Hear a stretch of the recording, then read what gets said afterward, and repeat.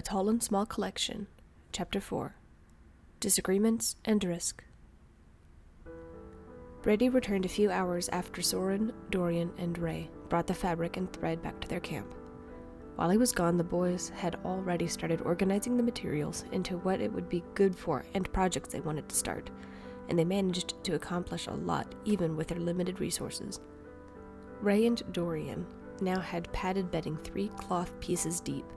Dorian demonstrated his cleverness by folding one piece of fabric into thirds, rather than spreading out 3 separate cloth pieces. This allowed their beds to be close but separate, which was a good thing. Ray was known to borrow covers in his sleep and not give them back, waking up the next morning with everyone's blankets, not knowing how they got there. They also managed to set up a tent-like overhang over their beds to help capture the heat and keep dust off of them. This idea was Soren's, since he had more experience constructing tents. Plus, it was something to help create a temporary escape, a sanctuary for them. This time of moving from one place to another was terrifying, and taking a moment to forget about the struggle of survival was a welcome relief. So, when Brady returned empty-handed, Soren couldn't bite back his frustrated groan. His utterance earned him a spiteful glance from Brady. "What was that about?" Brady asked shortly. Soren glanced toward his brothers, who were currently holding a race to see who could fold blankets and pack the essentials into their bags the fastest. "You've been gone for hours, and you didn't manage to find anything useful," muttered Soren under his breath, making sure his younger brothers couldn't hear him.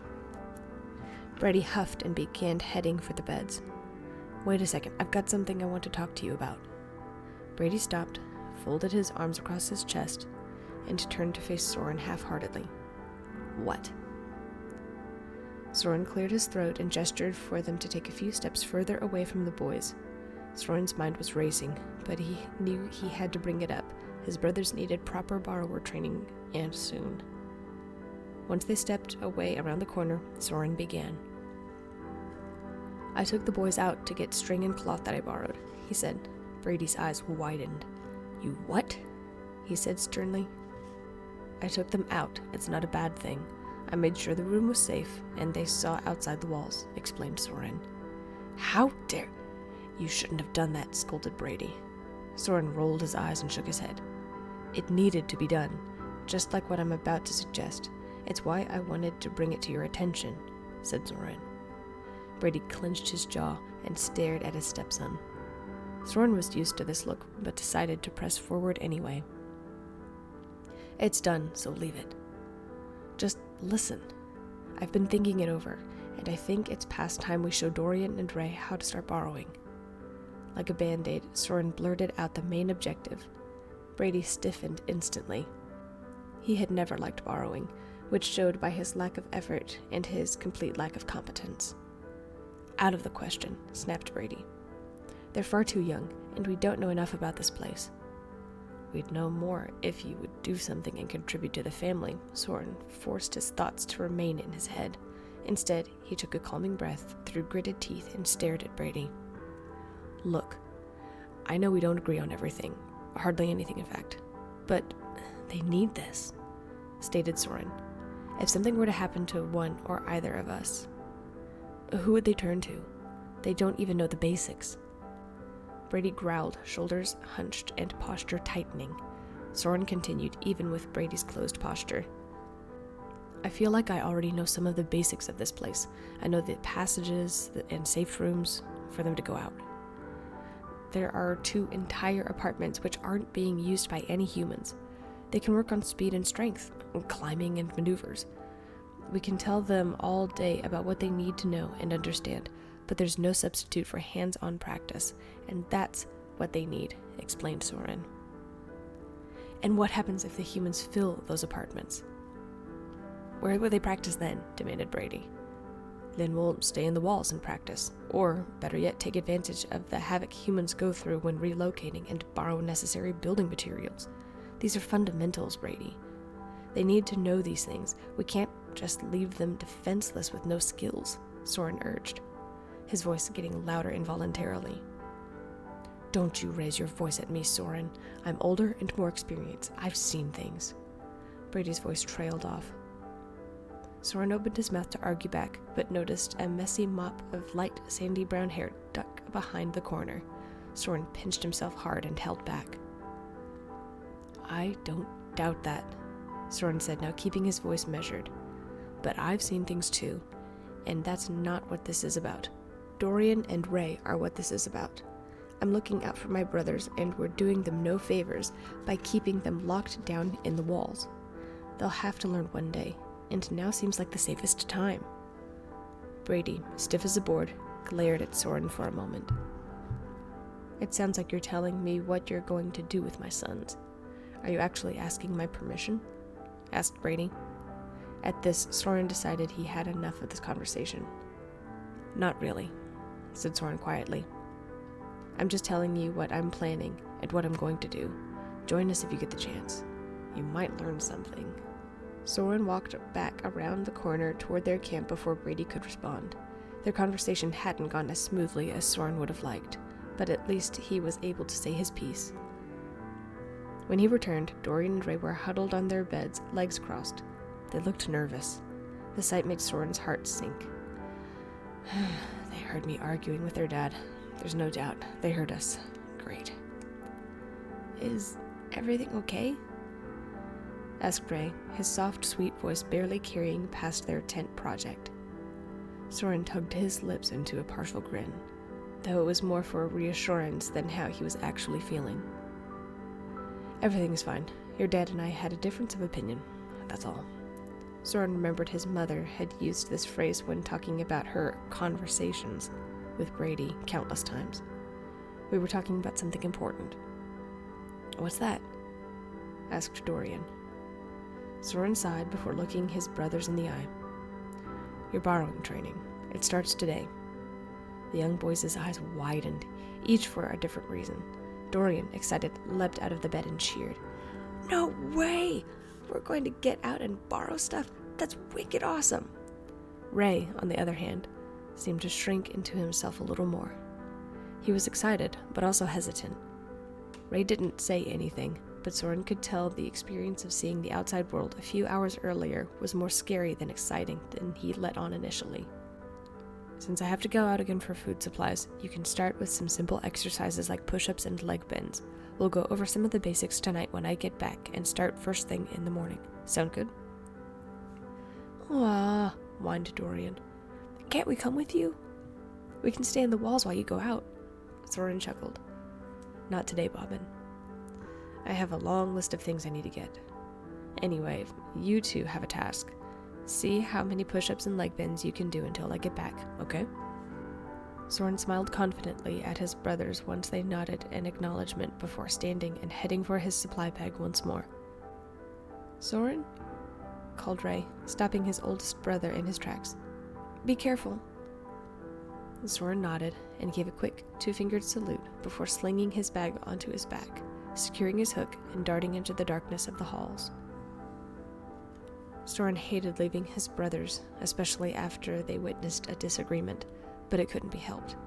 Soren was confident they had supplies for the next 2 days, but for a family of 4, it wasn't reassuring. They needed more, and he was determined to make it happen. Soren knew he had already caused too much ruckus in the older human's apartment, meaning there was only one other place he knew he could go. Unfortunately, he suspected they were home. It was the first home he went to when they arrived.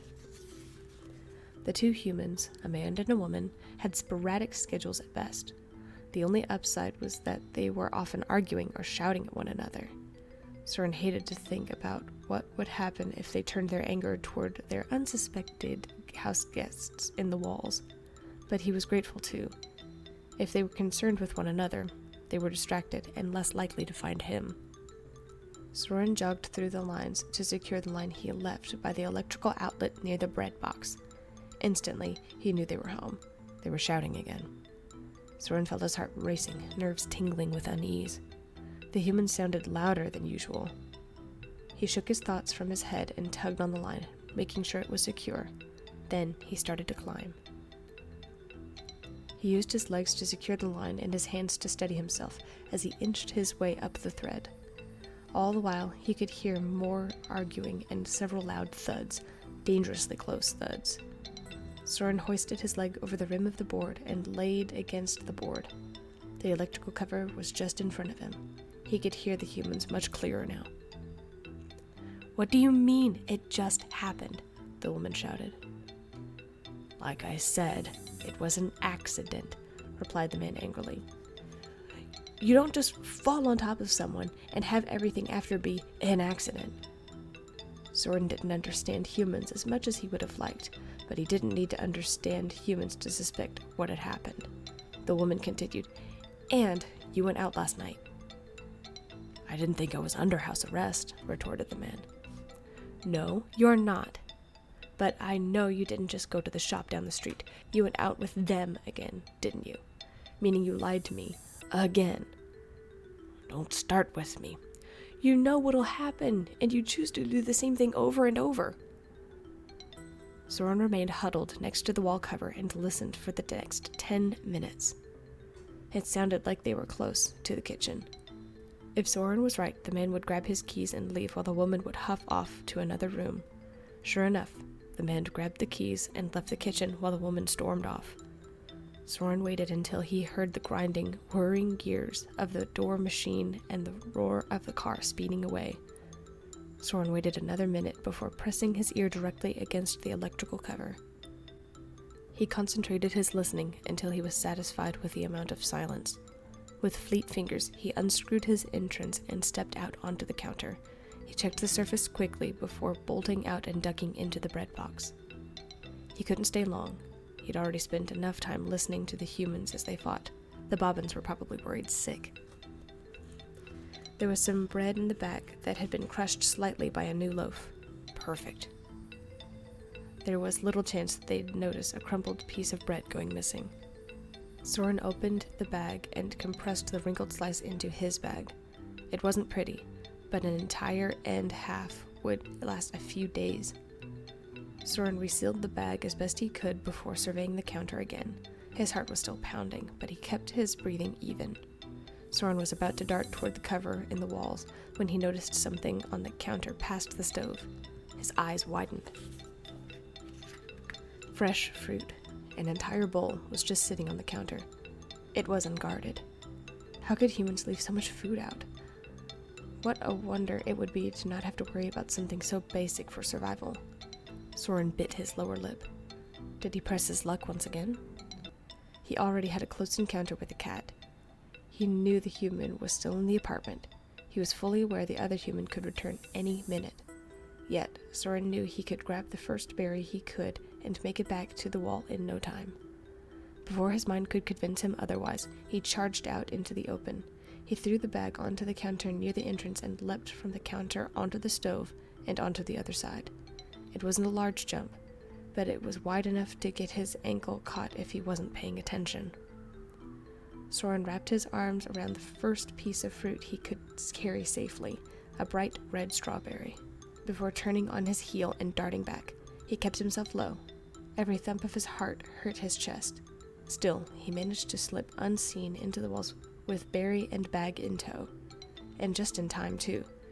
Just as his trembling fingers pulled the cover back behind him, the whirring of the mechanical gears and the car came rolling up. Not as close of a call as the cat, but still risky. Soren made note to never teach his brothers to take so many risks. Now safely behind the electrical cover, he sat against the wood to catch his breath, and he listened to the jingle of keys as the human entered the apartment. He dared not witness another argument. Using his hook, he lowered his bag and the berry to the ground before slipping over the edge and rappelling down safely to the ground. Soren rolled his shoulders once he was securely on the ground once again. His heart finally stopped pounding and was back to thumping lightly in his chest. He had been lucky twice in one day. Despite this, he scolded himself. Keep spending your luck like this and you won't have any if you really need it. You need to set a better example for your brothers, and that won't happen if you don't exercise the right precautions. Soren slung his bag and the berry onto his back. Be more careful from now on. Dad was always careful. I need to be too. The walk back always seemed shorter, and soon Soren was back at camp. The scolding he gave himself as he walked seemed less important when he watched the way his brother's eyes lit up at seeing him. The risk was worth seeing their bright eyes widen, sweetened naturally by the fresh fruit. They had their fill at dinner, ensuring the leftovers were secured off the ground and away from the walls as they curled up for bed. The fabric Soren retrieved was warm and soft, leaving all of them to a blissful sleep, necessary rest for the training ahead of them in the morning.